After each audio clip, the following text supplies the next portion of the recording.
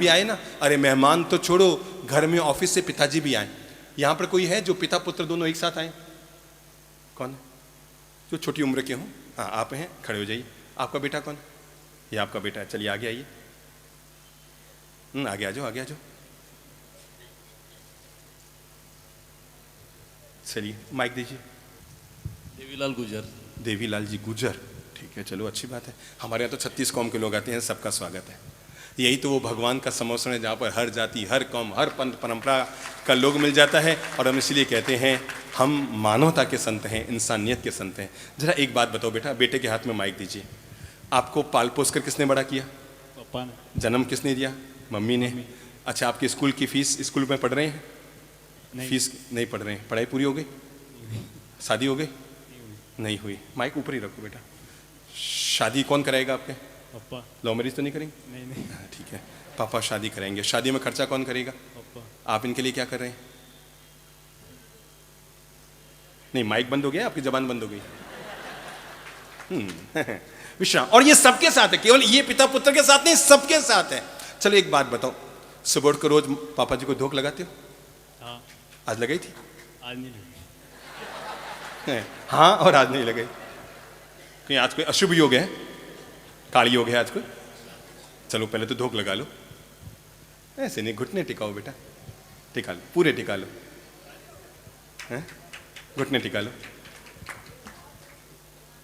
है पता नहीं जिनसे मैं घुटनों ये हालत होगी, मुड़े ही को नहीं। अच्छा, घर पे पापा जी आते हैं शाम को ऑफिस से, तो आप घर में होते हैं कि बाहर होते हैं? तो आप क्या करते हैं? माइक ऊपर रखो, घबराओ मत। अब तो शादी करनी है, ऐसे डरोगे तो शादी करके क्या करोगे? हाँ, क्या करते हैं? कल क्या किया था? कल पापा जी ऑफिस से आए तो आपने क्या किया? मैं आपको ये जीवन का पाठ पढ़ाना चाह रहा हूं। अगर 8 घंटे तक हमारे लिए ऑफिस में कमाकर पापा जी घर पर आए हैं, और एक बात याद रखो, अपने लिए नहीं कमा रहे हैं। कोई भी आदमी अगर अकेला हो ना, बीबी बच्चे ना हो, तो वो लूण मिर्ची और रोटी खा के अपनी जिंदगी गुजार लेगा। उससे ज्यादा छाती कूटे करने की जरूरत नहीं है। कोई भी आदमी अपनी जिंदगी में कमाने के लिए 1000 छाती कूटे करता है, तो उसके पीछे खुद का शरीर कम, अपनी बीबी, अपने बच्चे, अपने परिवार, उनका भरण पोषण कहीं ज्यादा रहता है।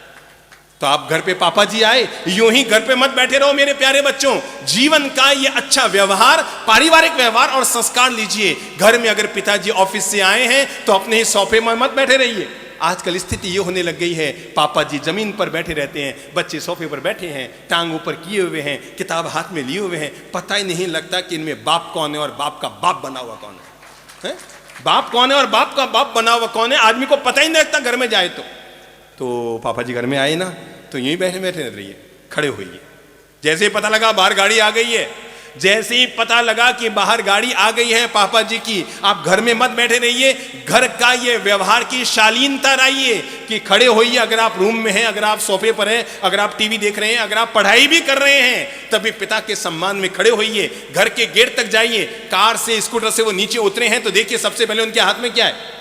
थैला होगा, कोई सूटकेस हो गई, कोई पर्स होगा, वो अपने हाथ में लीजिए। उन्हें प्रणाम करके भीतर लेकर आइए, और न केवल भीतर लेकर आइए अपितु उन्हें सम्मान पूर्वक बैठाइए। विराजो पापा जी, और फिर एक गिलास जल उनको लाकर दीजिए। लीजिए पापा जी, जल पीजिए, और उसके बाद वापस अपना काम शुरू कीजिए। कितना सेकंड लगा इस काम को करने में, बोलो तो बेटा? 2 मिनट हैं? 2 मिनट 2 मिनट लगे नहीं, 1 मिनट में सारा मामला निपट गया है?